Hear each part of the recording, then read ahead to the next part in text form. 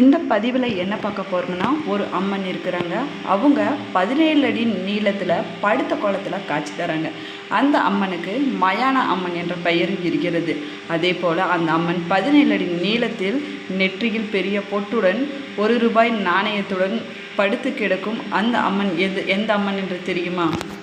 இல்லாமல் அந்த அம்மன் மேலே மிளகாய் அரைத்து பூசிக்கொண்டால் நினைத்த காரியங்கள் அனைத்தும் வெற்றியில் முடியும் என்றும் சொல்லப்படுகிறது. அந்த அம்மன் யார் என்று தெரியுமா? அந்த அம்மனை பற்றிய சுவாரஸ்யமான தகவலை தெரிஞ்சுக்கலாம். வாங்க வீடியோக்குள்ளே போகலாம். பொதுவாக எல்லா அம்மன் ஆலயங்களிலும் அம்மன் அமர்ந்த கோலத்திலோ இருந்த கோலத்திலோ நிமிர்ந்து நின்ற கோலத்திலோ பக்தர்களுக்கு காட்சி தருவாங்க. இந்த அம்மன் மட்டும் 17 அடி நீளத்தில் படுத்திருப்பது போல பக்தர்களுக்கு காட்சி தராங்க. அம்மன் கோவில் எந்த மாவட்டத்தில் இருக்கிறது, எங்கே இருக்குது என்பதை பற்றி தெரிஞ்சுக்கலாம். வாங்க வீடியோவை ஸ்கிப் பண்ணாமல் முழுசாக பாருங்கள். நம்ம சேனலுக்கு நீங்கள் புதியவராக இருந்தீங்கன்னா சேனலை சப்ஸ்கிரைப் பண்ணிக்கோங்க. வாங்க வீடியோக்குள்ளே போகலாம். மாவட்டம் பொள்ளாச்சி அருகே அமைந்திருக்கிறது தான் பிரசித்தி பெற்ற மாசாணி அம்மன் கோவில் என்றும் சொல்லப்படுகிறது. கோவிலானது ஆனைமலை பொள்ளாச்சியில் அமைந்திருக்கிறது என்றும் சொல்லலாம். பொள்ளாச்சியிலிருந்து தென்மேற்கு திசையில் 24 கிலோமீட்டர் தொலைவில் மாசாணி அம்மன் கோவில் அமைந்திருக்கிறது. இது ஆனைமலை மாசாணி அம்மன் கோவில் என்றும் அழைக்கப்படுகிறது. இல்லாமல் ஆனைமலை குன்றின் அடிவாரத்தில் ஆழியாறு சங்கமிக்கும் இடத்தில் இந்த கோவில், அதாவது மாசாணி அம்மன் கோவில் அமைந்திருக்கிறது என்றும் சொல்லலாம். இந்த கோவிலின் பின்புலமாக ஆனைமலை குன்றின் பசுமையினை காண முடிகிறது சொல்லலாம். அதே போல அம்மனின் தலை முதல் பாதம் வரை 17 அடி நீளத்தில் படுத்த கோலத்தில் பக்தர்களுக்கு மாசாணி அம்மன் காட்சி அளித்து வருகிறார் என்றும் சொல்லப்படுகிறது. இந்த கோவிலில் உள்ள முக்கியமான பிற சன்னதிகள் நீதிக்கல் மற்றும் மகா முனியப்பன் போன்றவைகள் என்றும் சொல்லப்படுகிறது. மாசாணி அம்மனை சுற்றி வலம் வந்தால் தீராத வியாதிகளும் தீரும் என்றும் சொல்லப்படுகிறது. இல்லாமல் இந்த கோவிலின் கோபுரம் வடக்கு நோக்கி அமைந்திருக்கிறது என்று சொல்லலாம். கோவிலுக்கு 4 வாயில்கள் காணப்படுகின்றன. கருவறையின் கிழக்கு பக்கத்தில் அம்மன் சுயம்புவாக காட்சி தருகிறார். பேச்சி அம்மனுக்கு என்று தனி சன்னதியும் இங்கு அமைந்திருக்கிறது. இந்த கோவிலின் காவல் தெய்வமாக கும்பமுனீஸ்வரர் இருக்கிறார். போல இந்த கோவிலின் வளாகத்தில் துர்க்கை, மகிஷாசுரவர்தினி, சப்த மாதாக்கள், விநாயகர், கருப்பராயர், புவனேஸ்வரி, பைரவர் ஆகிய தெய்வங்கள் காணப்படுகின்றன. மட்டுமில்லாமல் 17 அடி நீளத்தில் தெற்கு தலை வைத்து படுத்திருக்கும் மாசாணி அம்மனின் திருக்கரங்களில் திரிசூலம், உடுக்கை, கபாலம், சர்ப்பம் ஆகியவை காணப்படுகின்றன என்றும் சொல்லலாம். தலையில் ஜுவாலா மகுடத்துடன் மேலே நோக்கியபடி காணப்படுகிறார். பண்டைய காலங்களில் யானைமலை நன்னூர் என்றும் இந்த பகுதி நன்னூரால் ஆளப்பட்டதால் இந்த பகுதி நன்னூர் என்று அழைக்கப்பட்டதாகவும் சொல்லப்படுகிறது. அது மட்டுமில்லாமல் தனக்கு சொந்தமான அடர்த்தியான மாந்தோப்பில் இருந்து பழங்களை பறித்தவர்களுக்கு கடுமையான தண்டனைகள் அவர் கொடுத்தார் என்றும் சொல்லப்படுகிறது.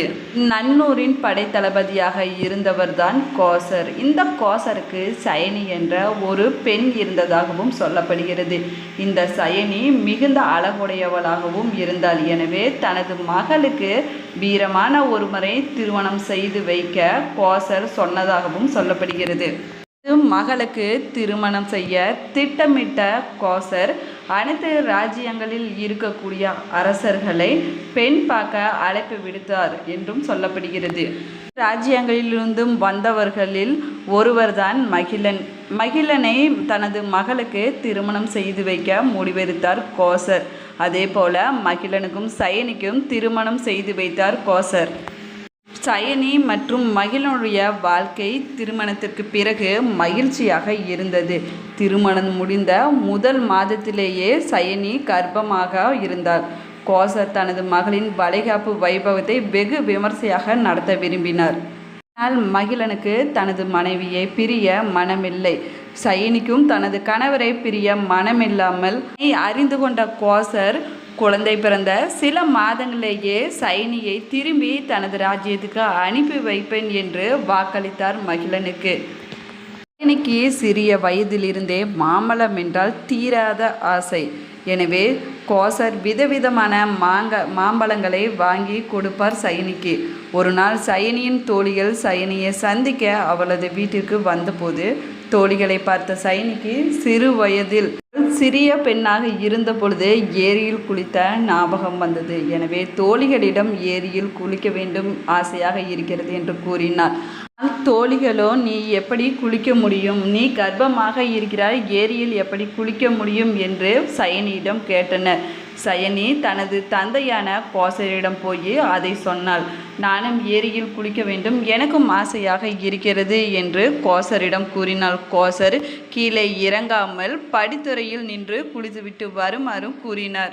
சயனியும் அவளது தோழிகளும் ஏரியில் குளித்து கொண்டிருக்கும் பொழுது அப்பொழுது ஒரு மாம்பழம் தண்ணீர் மிதந்து வருவதை கண்ட சயனி அதன் மேல் தீராத ஆசை கொண்டு அதை சாப்பிட ஆரம்பித்தாள். தோழிகள் வேண்டாம் என்று சொல்வதை கூட சயனி கவனிக்காமல் அந்த மாம்பழத்தை எடுத்து சுவைக்க ஆரம்பித்தாள். இதுவரைக்கும் சாப்பிட்ட மாம்பழங்களில் இல்லாத சுவை அந்த மாம்பழத்தில் இருப்பதை கண்ட சயனி ரொம்பவே சுவைத்து சாப்பிட ஆரம்பித்தாள்.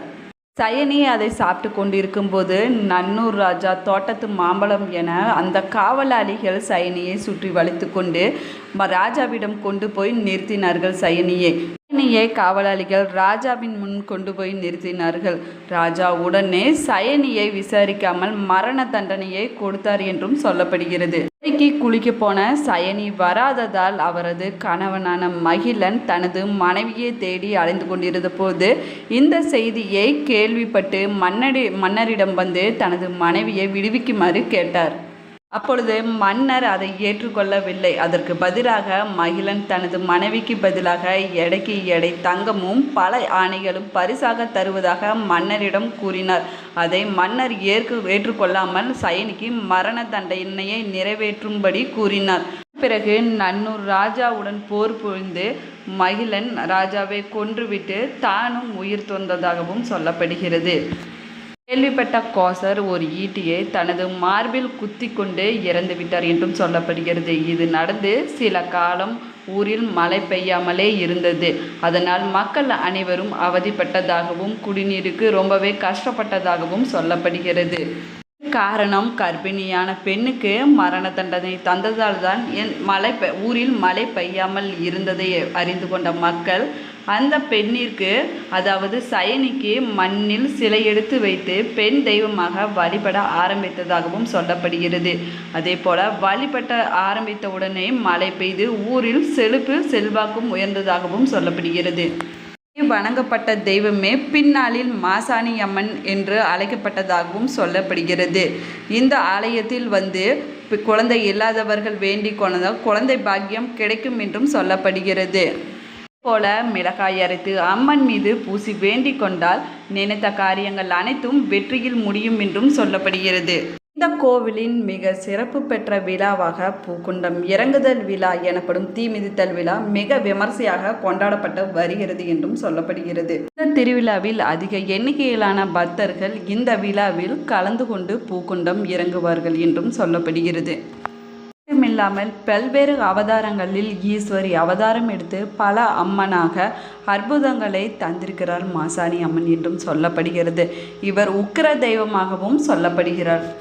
இல்லாமல் இங்கு வரும் பக்தர்களுக்கு மாசாணி அம்மனிடம் குறைகளை எழுதி பூசாரியிடம் பக்தர்கள் தந்தால் அதை மாசாணி அம்மன் நிவர்த்தி செய்து வைக்கிறார் என்றும் சொல்லப்படுகிறது. அமானுஷ்ய சக்திகளிடமிருந்து காத்துக்கொள்ள உக்கிர தெய்வமான மாசாணி அம்மனை வணங்கினால் நன்மை கிடைக்கும் என்றும் சொல்லப்படுகிறது. போல மிளகாய் அரைத்து அம்மன் மீது பூசி வேண்டினால் நினைத்த காரியங்கள் அனைத்திலும் வெற்றி கிடைக்கும் என்றும் கூறப்படுகிறது. மாசாணி அம்மன் ஆலயத்திற்கு வந்து மாசாணி அம்மனை சுற்றி வலம் வந்தால் தீராத வியாதிகளும் தீரும். அது மட்டுமில்லாமல் கஷ்டங்கள் அனைத்தும் தீரும் என்றும் சொல்லப்படுகிறது. வெகு நாட்களாக இழுத்து கொண்டிருந்த எல்லா காரியங்களும் வெற்றியில் முடியும் என்றும் கூறப்படுகிறது. இந்த அம்மன் மாசாணி தேவி என்றும் வட இந்தியர்களால் அழைக்கப்படுகிறார் என்றும் சொல்லப்படுகிறது. இல்லாமல் இந்த கோவில் ஆனைமலை பொள்ளாச்சி பகுதியில் அமைந்துள்ள பிரசித்தி பெற்ற மாசாணி அம்மன் கோவில் என்றும் கூறப்படுகிறது. போல இந்த அம்மன் மயான அம்மன் என்றும் அழைக்கப்படுகிறார். இதுவே நீங்கள் பயன்பெறும் வகையில் அமைஞ்சிருக்கும் என்று நினைக்கிறேன். இந்த வீடியோ பிடிச்சிருந்தால் லைக் பண்ணுங்கள், ஷேர் பண்ணுங்கள், கமெண்ட் பண்ணுங்கள். இன்னும் சேனலை சப்ஸ்கிரைப் பண்ணாமல் இருந்தீங்கன்னா சப்ஸ்கிரைப் பண்ணிக்கோங்க. கூடவே இருக்கிற பெல் ஐக்கானை கிளிக் பண்ணிக்கோங்க. நீங்களும் மாசாணி அம்மன் கோவிலுக்கு சென்றிருந்தீங்கன்னா கமெண்ட் பாக்ஸில் மறக்காமல் கமெண்ட் பண்ணுங்கள். Thank you friends.